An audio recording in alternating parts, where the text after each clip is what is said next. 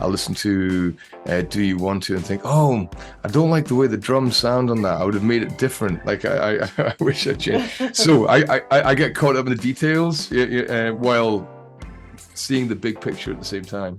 Stand on the horizon. What a step. First of all, I want to know, how has it been for you to perform live music again after a forced break? It's been amazing. You know, like, I think of all those times during those dark moments of the lockdown where, you know, you would think, am I ever going to do this again? It's funny, actually, during those dark moments, you know, where you don't get to do the thing that is your life. One of the things that got me through was thinking of that last gig that we did in Corona Capital, which was just before the lockdown started. Yeah. And it was like one of the last shows we ever played. And that really kept me singing because it was such an amazing gig, such a beautiful audience, and it really, really kept me going. But actually being back out there again, it's been very, very good. You know, it's been really, really good. And I feel there's a real intensity with the audiences as well now. Like, you know, like people are, I don't know, everything seems more concentrated. Does that make sense? Like everybody's savoring the moment a little bit more.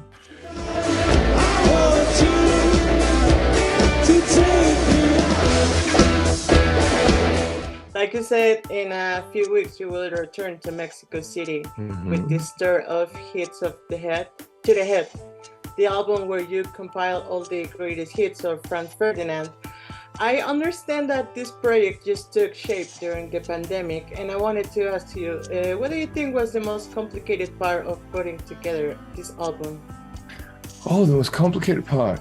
I mean, one of the most time-consuming parts was actually a really fun part, and that was compiling the artwork, because on the inside booklet, we put together a range of a lot of very personal photographs that had never been seen before, that came from band members. It came from all of us that either are in the band or have been in the band before. And it was really fun putting that together and going through everything and just finding stuff as well. You can be like, oh yeah, there's that box up in the attic of the house. Like, I'm sure I left some stuff up in there, and digging all that out. It was kind of cool, like finding backstage passes from 2005 and things like that. It was a fun thing to do.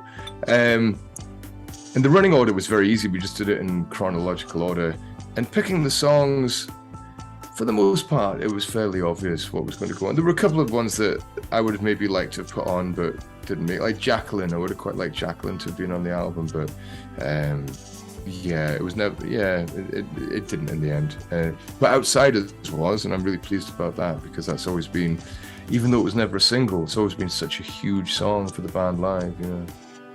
Now, the songs included on this album let you to listen to your complete discography after all many years, and now paying attention to the details, as you said. What do you remember most about taking this look at the past? I mean, what do you think were the feelings that predominated when you were listening to your first records? Well, it was interesting going back, because I had to listen to everything, because we remastered everything sort of just not hugely different, but just so that it sits well on the record together. And I wanted to listen to it as a whole. And I don't know about other musicians, but I tend not to listen to my music once I've made it. You know, you make it and then you go and play it live, but you don't listen to your own records. And so there were some quite vivid memories coming back of either writing the songs or being in the studio, recording them, and the people that I was in. Also the people they were about as well, you know, because often the songs are about periods in your life. So, you know, there's a lot of memories are coming back. But good feelings, you know, good feelings, and just even little details and kind of like that. But it's funny, like I still listen to music in a very analytical way, and so I don't know if it's the same for other musicians. Maybe it is, maybe it's not. But I still listen to things like I kind of. So I'll listen to one song. Like I was listening to Michael and kind of go, "Oh, the snare sound on that's really, really good. I'm glad we went for that sort of way." Then I'll listen to "Do You Want To" and think, "Oh, I don't like the way the drums sound on that. I would have made it different. Like I wish I'd changed." So I get caught up in the details while seeing the big picture at the same time. Lucky, lucky, you're so lucky. Lucky, lucky, you're so lucky. You mentioned something interesting about the way we're listening to music, and I think that listening to hits to the head, it's a nostalgic block for many of us who listening to songs like "Take Me Out" in a time when several streaming platforms didn't exist, and we had to go to stores to buy records or discover songs through video games like FIFA. In your words, and as a musician, what do you think has been the good and the bad of the way we consume music today? Well, it's certainly changed a lot, hasn't it, since we put our first record out? It's good in the sense that you can release things instantly. It's bad as in, I think, the music which has become dominant through streaming and then therefore through radio and other I don't know how it is in Mexico, but certainly in other parts of the world, it tends to be a very calculated form of pop music, which is written to satisfy the parameters of an algorithm rather than necessarily the taste of the people listening to it. I don't make music for computers. I make music for humans, and I make music for the human heart, the human mind, and because that's what I am. I'm a human, and I think the principle of streamed music is a good one in the sense that it brings music to people quickly, but the idea of an algorithm choosing the music that's on there is a really negative aspect of it. Also, of course, there's the other obvious thing, which is the lack of remuneration for artists, and particularly new artists breaking through. And we're entering a state where you can only be an artist, you can only be a musician as a part-time musician if you're breaking through, or you need to be independently funded. And in the UK, certainly, you're seeing that a lot of people who are in bands that are coming through are the people who can afford to do it. They're people from rich families. And I don't have anything against people from rich families. Of course, make music. Anyone can make music. But I want to see people from poorer backgrounds being able to have those breaks as well. And if you're not getting paid for your music, then there is no break for you. And nowadays, everything seems so ephemeral. Like, even music or the way we live day to day. And we can say that completing more than 20 years of career is not something easy, because Franz Ferdinand is one of the bands that managed to survive the first decade of the 2000s. And not only that, also the band maintains a loyal fan base. What do you think has been the formula to stay current for so long? It's interesting, isn't it? Yeah, because you're right about our fan base. We still have contact with our fans. We see them after shows. We talk to them on social media. And while there are a lot of new fans that are coming out, there are still people who I was talking to, 18 years ago, who are still coming to concerts and things. And I find that really moving. Like, it really, really touches me. And I think the thing that makes a difference between us and maybe that algorithm pop that we were talking about is this is our lives. This is everything that we are. Like everything I breathe and do, my life is the band. The music is my life. Everything about me is going towards that. And I think that's the difference between just being an entertainer and being an artist. Like when you're an entertainer, and there's nothing wrong with being an entertainer, that's fine. But it means that you go in and you do your job and then you go home and you do something else. Whereas I think if you're an artist, it consumes every living part of your life and you never stop being an artist. You're just always an artist. And I think that is usually behind. I know for me, when I have a loyalty to an artist myself, like whether that's somebody like Leonard Cohen or Neil Young, for me, I feel that those kind of characters are the same. You know, they're consumed by their art. Their work is everything in their life. And yeah, maybe that's what I aspire to as well. When you're happy from a dream, is it hard to work out what is real? Now, the passing of time has modified also the lineup of the band many times. And recently, Paul Thompson said goodbye to the band, and you have made clear that all that happened in a friendly way. Yes. But I want to ask you, in more than 2 decades, what do you consider has been the most hard thing to deal being in Franz Ferdinand? The hardest things to deal with? Oh gosh. You know, the thing that I found very difficult at the beginning, after the success of the first album, was being recognized in the street. I know that sounds like a weird thing to say, but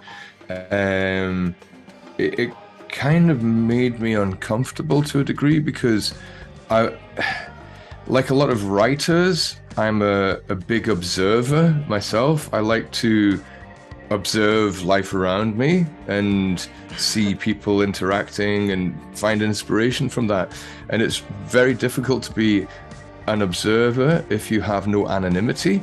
You know, like, it's hard to watch a situation if people are going to go, oh, look, it's that guy from that band, you know what I mean? So I found that difficult, and I found it quite isolating, like to yeah, to have sort of like peace of mind. I would have to sort of like be quite isolated, and I'm quite happy with the way things are now, that it's not quite as intense as it was in that sort of immediate period, certainly in the UK.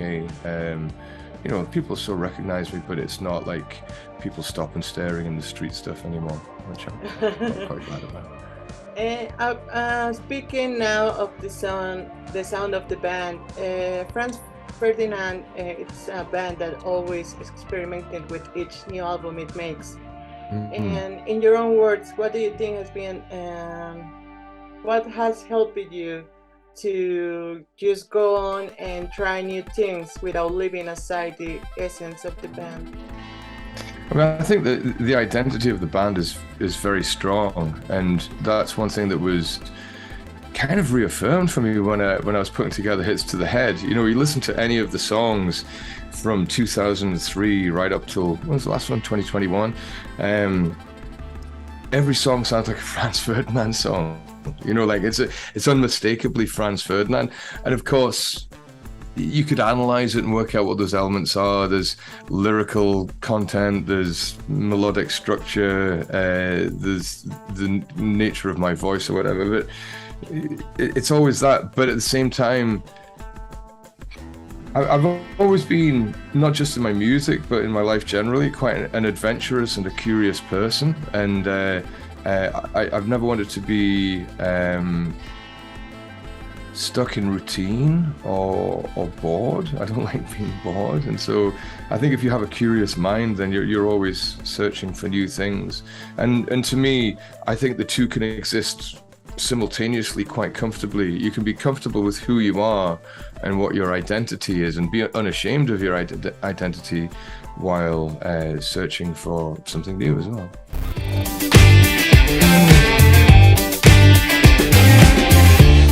You know very well that in Mexico you are one of the frontman musicians most loved by the public. Of all the presentations you have had in our country, which do you think has been the most special for you, and why? Oh gosh, I mean, there were so many. It's funny, right before I came to this interview, I was walking through the streets of Philadelphia with Cern, my manager, and we were, because he's coming down to Mexico with us, and we were just reminiscing about all the different times we've been to Mexico. I mean, he loves Mexico as well. He was born in Mexico, so he's actually a Mexican. Wow. By birth. So yeah, he's a big fan of Mexico too. And but I think we both. You know, the last Corona Capital gig was astonishing. It was one of the most intense experiences. But for me, I think it might have been the time we played the the Pepsi Center when the audience went so crazy that the first 4 rows of seats were completely destroyed. I don't know if you're aware of that, but but I just remember like after the show and everybody was taken out, we were just all of the band came down to have a look at at what had happened, and like because everybody was climbing on the seats and jumping up and going crazy. We're just like, man, we love Mexico. These guys know how to go for it. Thank you so much for your time, for no. answer my questions, and I'm really glad you're coming to Mexico City. Well, Stephanie, thank you very much. It's been lovely talking to you. I can't wait to come over. I'm really, really looking forward to it.